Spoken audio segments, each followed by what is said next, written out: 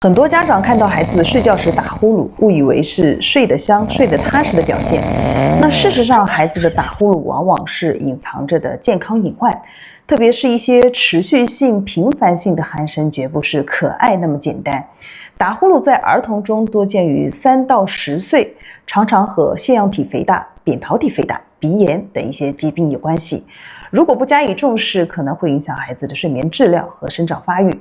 长期的张口呼吸会影响我们面部的骨骼发育，导致腺样体脸，表现为上唇翘、牙列不整齐、下巴后缩，甚至会影响语言发音和外貌的发育。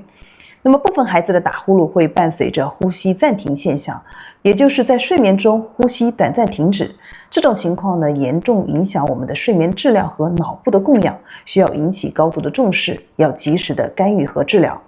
那么家长应该怎么做呢？要注意观察孩子打呼噜的频率、声音是否持续且响亮，有无呼吸暂停或夜间憋醒，白天是否精神不振、注意力差或者经常犯困。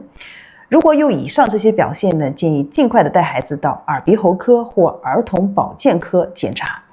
平常呢，要帮助孩子养成良好的睡眠姿势，控制体重，减少鼻部的刺激源。那最后呢，要提醒各位家长，打呼噜不是小问题，可是健康的警报器。